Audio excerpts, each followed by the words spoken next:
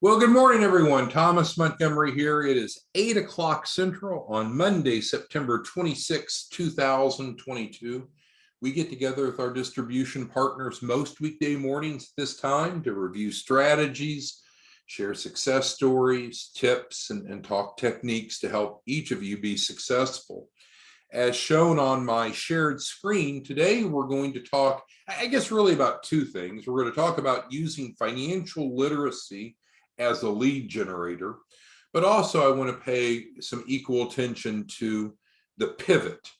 And we're going to talk about two primary pivots that you might find to be helpful in both generating income and helping others. And that's our Express Business Startup Package and the Access to Capital program.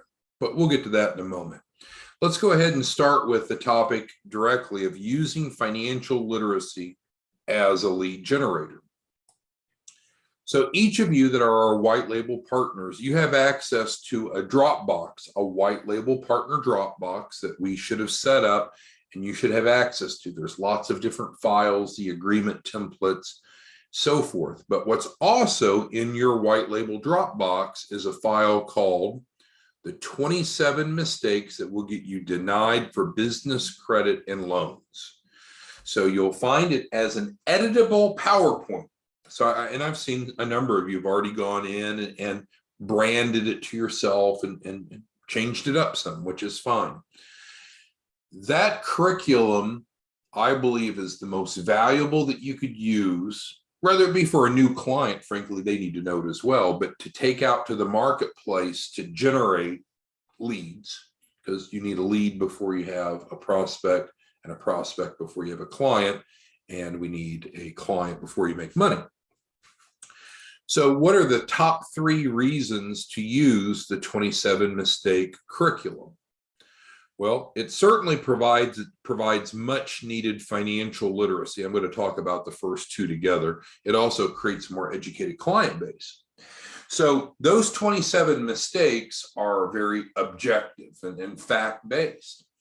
It's not a mandatory checklist that if you're a small business and you want capital, you have to do these 27 things. It's not that, but it is intended to create awareness by the audience that how the decisions they make and how they and their business are positioned will impact their access to capital.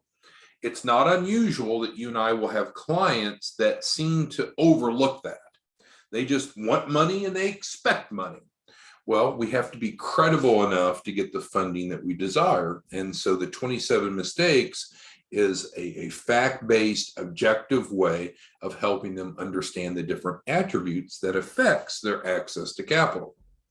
I'm assuming you all have gone through it, but if not, you can, of course, refer to it on in your Dropbox. So it does provide financial literacy, which is something that we're focused on doing. Secondly, a more educated client base is a better client base.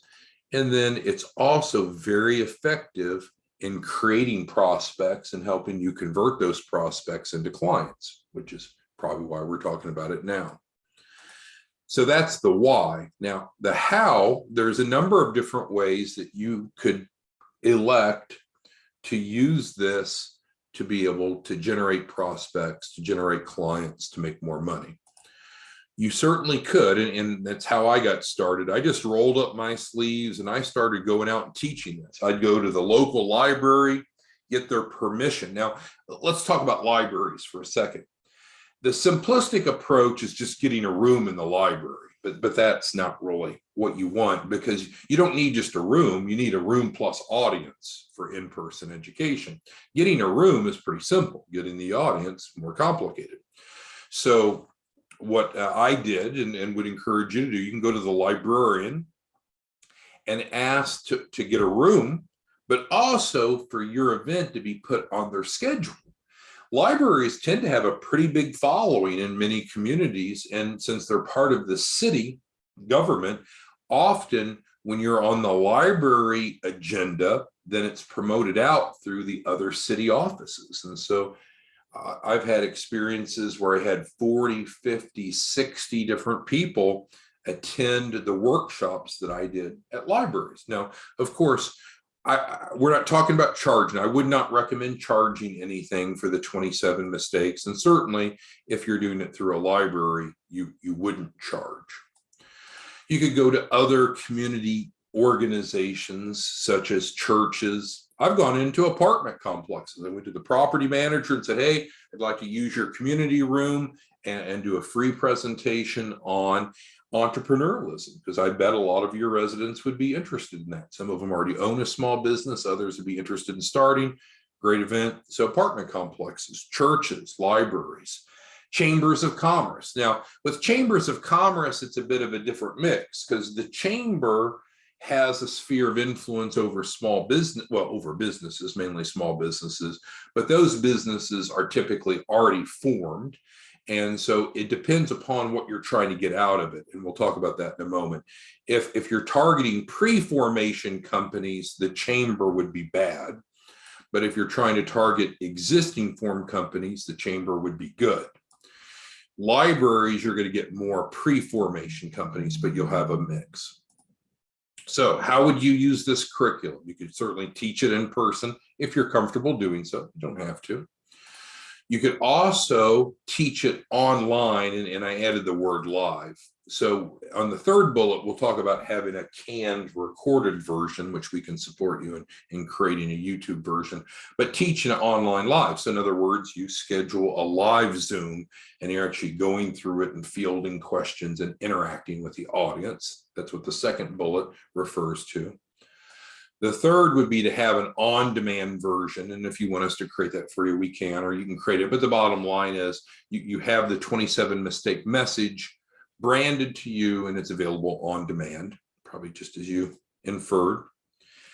And then the fourth is a bit of a blending of the above three.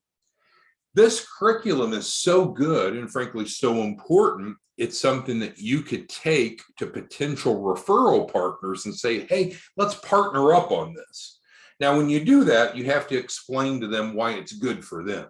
It's obviously good and important for the audience, for the small businesses, but it's also important for them. So who could you go to? You could go to CPAs. You could go to insurance agents. You could go to business bankers. I partnered up and conducted these in the conference rooms of banks where they promoted it out to their banking clients. So it's up to you, but there are 4 different ways that you could potentially use this curriculum. So we're going to get to the pivot in a moment, but I want to stop before we get there. Who has questions on the curriculum, why use it, or how to use it? And if you can go ahead and post any questions, comments, concerns in the question and answer box of Zoom. It's kind of like a chat box, and we'll field those.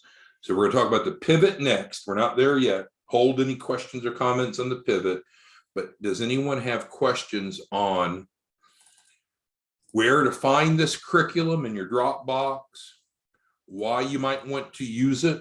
You don't have to, but why you might want to use it, and 4 different common models of how to use it. Teach it in person, online live, have on demand, and any of those 3 could be combined with key referral partners that you co-brand with them and also revenue share with them. Any questions, comments, concerns on using financial literacy as a lead generator?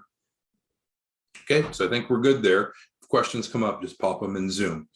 Now let's go ahead and talk about the pivot. So I want to be quick to address the pessimist. A pessimist, and I think they would be ignorant to say this, but maybe it comes to someone's mind of, oh, well, you're just trying to teach to generate clients. I guess so. I mean, we want to provide exactly what we promised to deliver in terms of content. But of course, right, we want to be able to engage clients after we've created a relationship and a trust and so forth, and help them get capital. So yes, but that's not a bad thing. Anyone that sees that as bad would have to infer that we're not providing valuable education, which this absolutely is, or they'd have to infer that we're not providing what's expected, and we absolutely are. So my approach normally would not be to try to upsell anyone at the presentation. I would educate them, and then I would schedule one-on-one consults or refer them to your landing page if you're working with Scott Stroud and you have your landing page set up. But it shouldn't feel like a sales pitch. The measure of how successful you are in conducting this, especially if you're conducting it in person live, is does that host, does that library, does that chamber, whomever, do they ask you to come back? Are they so excited about the content that they're saying, well, Alfred, Andrea, Bernard, Collis, Dawood, Frankie, Jeanette, so forth, Jeremy, hey, this was fucking great. Can you come back and do it again next month or next quarter or next year, whatever frequency, it's up to them. So we are going, it's non-negotiable, right? We're going to deliver what we promised to deliver in this education. Normally it's free. I'll put an asterisk by that. You're going to have some hosts that will not want to do it for free. They want people to pay some sort of fee to register to attend. Otherwise, they don't know how many seats to have and how many snacks to have. So, of course, if your host wants to charge attendees, you need to yield to them. But normally, you want to minimize the obstacles or reasons that someone wouldn't get involved, because you're trying to fill your sales funnel, and this is a great way to do it. Okay, so we feel good about the education that we've provided. Now we want to get them engaged. We want to help them to implement what they've learned and work with you so you make money. There probably are two top pivots. In other words, what we're going to try to get them to engage in after the workshop. And we do realize that many of you have other resources. So some of you are insurance agents. And so, of course, you'll see that built into the 27 mistakes talks about the importance of insurance. You'd have to be a fool to think, oh, I could set up a business and I won't need any insurance. That's craziness, right? What business doesn't need insurance? But they often don't know that. And so then you could set up a financial needs analysis if you're an insurance agent and very easily write a key person policy, buy, sell, annuity, so forth. But if that's not your thing, that's fine. We're not involved with insurance, and I'm not pitching insurance to you. I'm just recognizing there's other arrows you probably have in your quiver. We've got Terrence on the line. He's a CPA. So what is he thinking? Sure, he's going to go out and teach this in Illinois, I would suspect, but also he's looking to create new accounting clients. Understood. So my point is, we're not seeking to restrict you from the other arrows in your quiver, but we are talking about the top two pivots that fall under our joint relationship. So here we are on that. We've divided these into those that are pre-formation companies and those that are already formed. And we'll talk about some exceptions to that rule, but let's start with that.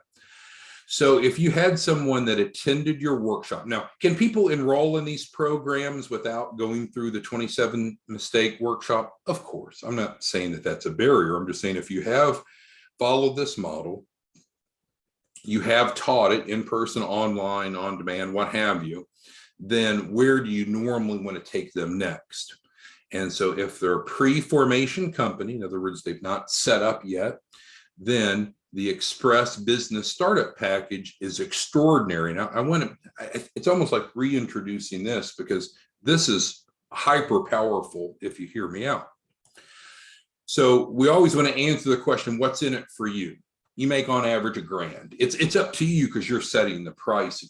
But if you're doing normal pricing, you're making $1,000 up front. You could do more or less. What you know is our base rate, what you need to submit into us is $249.99. Anything above that is your portion.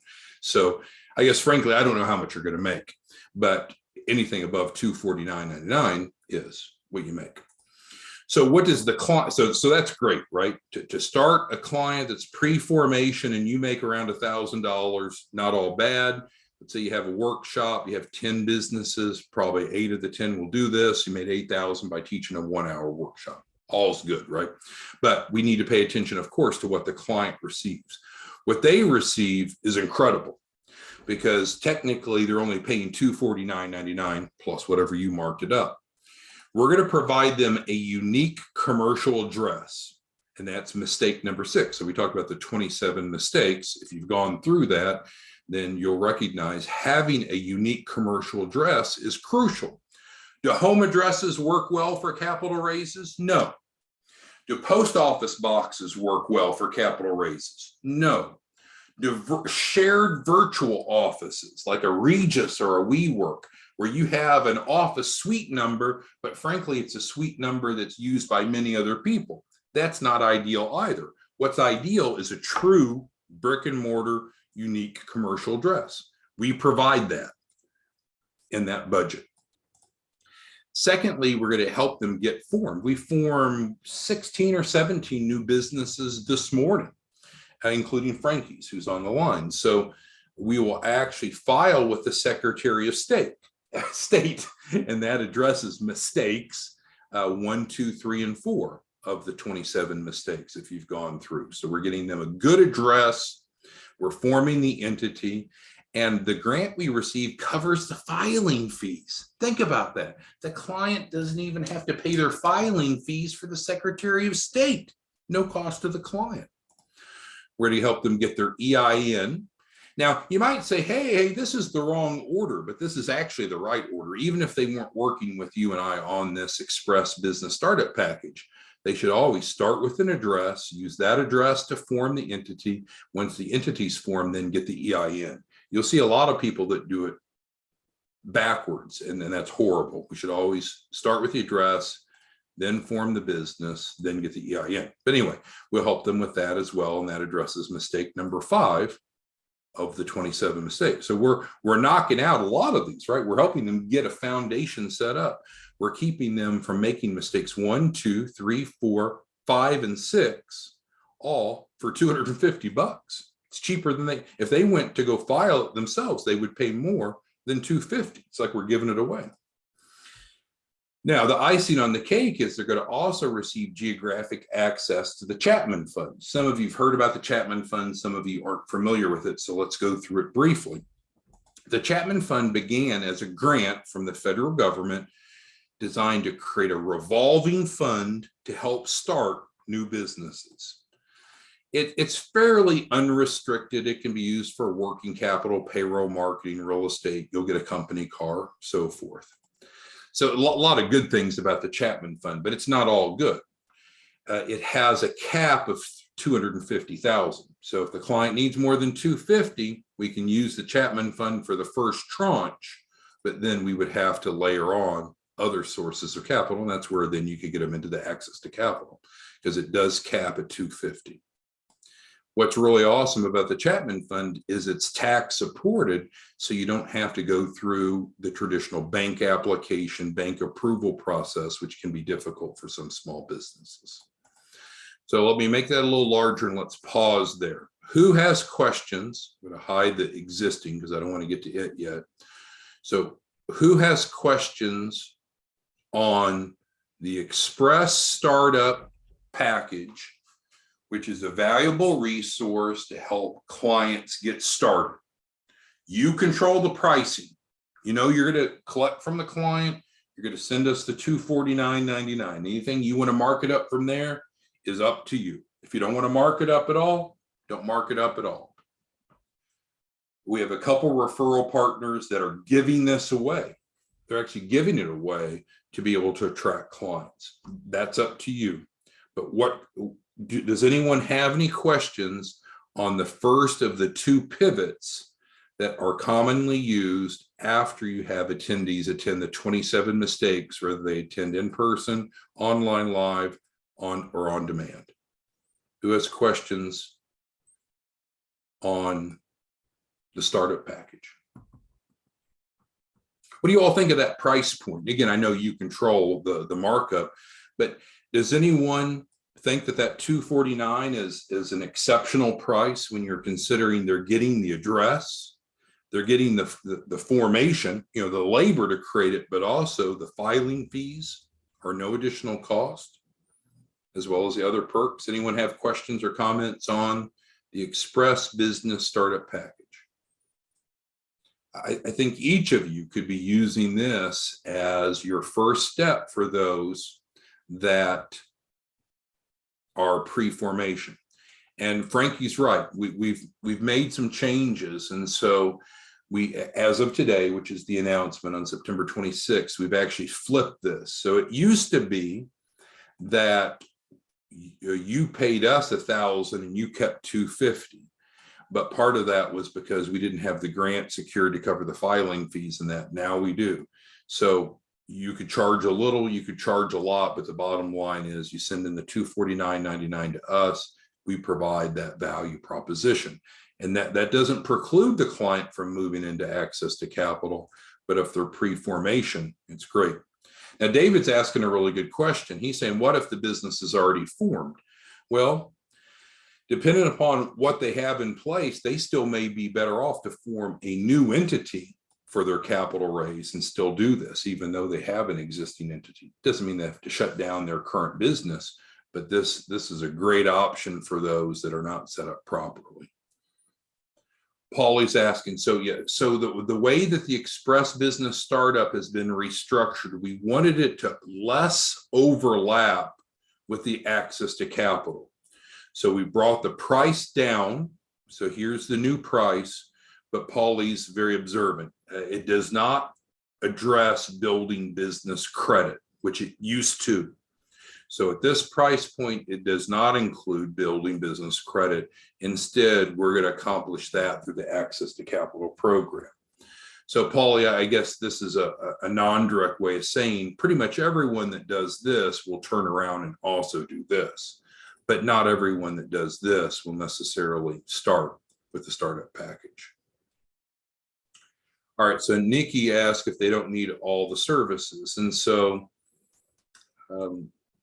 these are the bullets of what's included, but I guess you're right. So if they didn't want the commercial address, could they still participate? Yes, they would just not, we would still give them a commercial address because we're contractually required, but if they didn't want to use the commercial address, they wouldn't have to.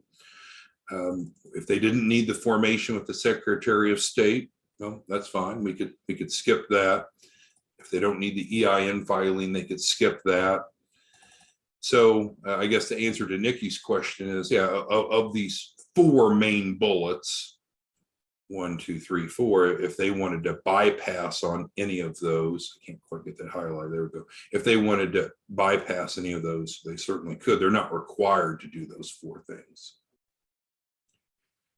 All right, so let's talk about alternatively, let's say that we have a business that is already formed, or we started them with the startup and now we're ready to go raise capital, because the concept here was not about raising capital. Well, I guess to a certain extent, the Chapman Fund, but in general, it's building the foundation.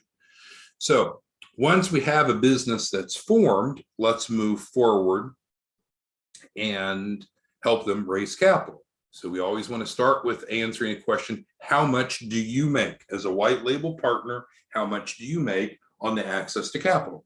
Well, the answer is, of course, it depends because you control pricing. But if you're doing the normal pricing, you're going to make gross income of right around $12,500 minimum. That's based on a $100,000 capital raise. Now, if the client signs up, starts, gets $100,000, if you're using normal pricing, you get $12,500. Let's say the client signs up and quits, you're still getting $12,500. Let's say the client signs up, doesn't quit, but raises more than $100,000. Do you make more? Yes, of course, because your performance fee is on a sliding scale based upon the amount of capital. So this is the floor that you would anticipate as long as you're using the normal contract template, but certainly could be more. A number of you are working on clients. I was talking to Bruce this morning, who's not on the webinar right now, surprisingly, but he's got 5 new clients he's submitting today. We didn't talk about all of them early this morning, but one of them is looking for $5 million.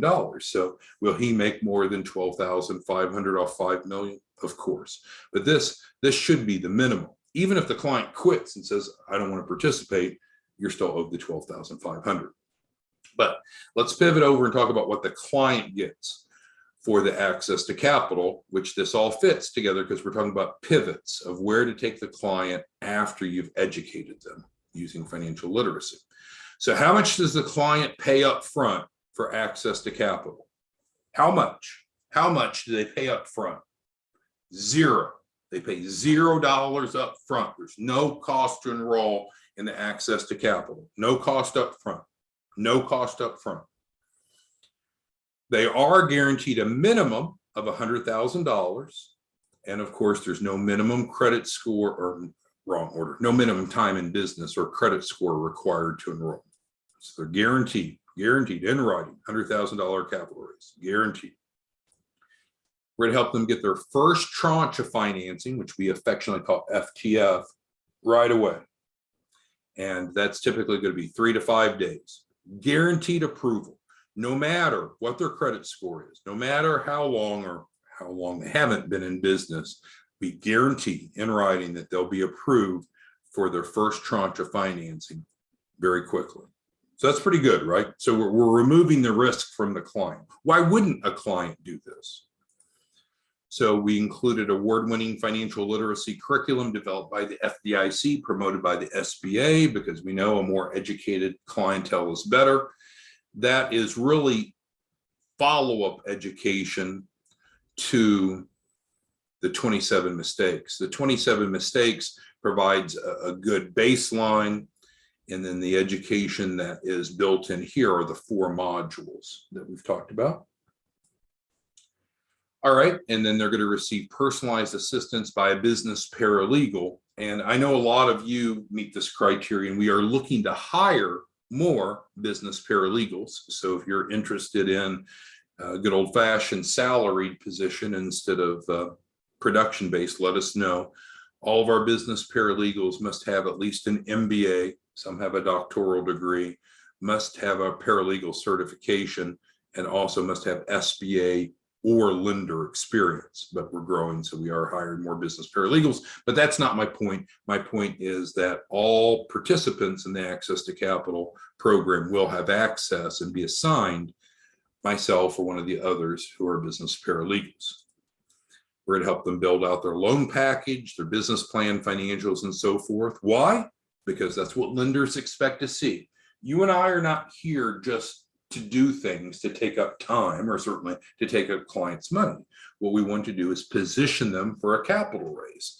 So in the Access to Capital program, we know that financial literacy is valuable. Of course, not all clients really care about that. We understand. Secondly, we need to build a loan package out that meets the lender's expectations and requirements, which we do. And then, of course, ultimately, what we're going to do is help the client become credible enough to qualify for funding. And that falls into the 3 C's. And we teach, of course, about the 3 C's in the 27 mistakes.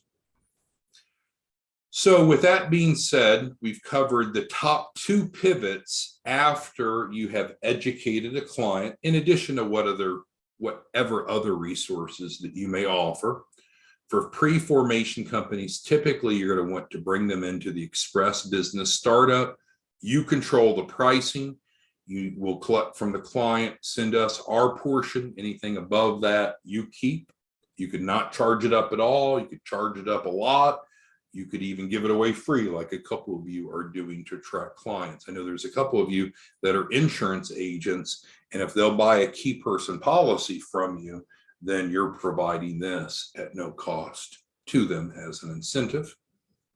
But that's up to you. Not recommending, not encouraging it. And then for clients, once they've gone through the startup, or if they don't need it, then typically the Access to Capital is the way to go. Why? You make a good income, not get rich quick. I mean, I realize an extra $12,500 per client isn't that big of a deal to a lot of you, but we should be helping 2 clients a week, 8 a month on average. To put an extra $100,000 a month into your business bank account is going to look good. Trust me, it'll look good. Why would the client want that? No upfront cost, strong value proposition. So who has questions on either of these 2 pivots? Either of these 2 pivots? Express business startup, Access to Capital. And you're right, Timothy, again, don't let me confuse you. You can bring clients directly into this. They don't have to go through the 27 mistakes. You can bring clients directly into access to capital. They don't have to go through the 27 mistake training. It's not a prerequisite. But our point today was to talk about how to use financial literacy to generate leads. And of course, we want leads because we want prospects, and we want prospects because we want clients, and we want clients so we make money. And you can make a good income off of either of these pivots. Who has questions? Jeanette's asking about incorporating into a landing page. My opinion, and you may disagree, and Scott Stroud is our chief marketing officer, and so his opinion matters. Mine is just white noise in the background. I would have a different landing page for each proposition in general, because it's more focused. But I'll let you, Jeanette, visit with Scott and decide what you'd like to do. But I would consider having a landing page for this, because you can draw a shitload of people into this. The price point is almost too good to be true. It's only possible because of the grant subsidy, because they're paying less than what it cost. You know, what it cost for this spectrum of services far exceeds, no one would argue that it exceeds $249. So if you take this out to the marketplace, you should flood your funnel, and then many of those people will say, oh, you'll be able to very easily say, okay, great, now we get your entity set up properly, now let's go get you $100,000. Most will want to do that. So I'd recommend 2 different landing pages, Jeanette, but it's up to you and Scott what you want to do. Who else has questions for us about these 2 different pivots? These are really big deals. I mean, these are unique in the marketplace. Are there a million different loan programs and loan brokers? I mean, you can Google small business loans and come up with so many different scenarios. But no one else does what you and I do. No one else has an express business startup package that for as little as $250, we can actually get them set up properly and get them access to the Chapman Fund. No one else has an access to capital program, because what we do here, while it's legal, it's aggressive. I've told you all, we've been investigated by the Federal Trade Commission because they thought this is too good to be true. We provided them the documentation, they reviewed it and said, fine. I mean, it's legal, it's compliant. They did not fine us, they did not reprimand us, they did not ask us to make one change, because what you and I do, it's legal, it's ethical, it's real. And so with that, no one else offers what you and I offer. We have the secret sauce to making money. That's what it takes to make a lot of money, is to solve people's problems and offer solutions that no one else has. Andre asked a good question about the loan range for the first tranche of financing. So the minimum that the first tranche of financing will be is $2,500. Why is that? Because that's what we need to cover your refundable deposit. So everyone will get at least $2,500 minimum. Maximum, I think the maximum I've seen is like 117,000, but that's not the norm.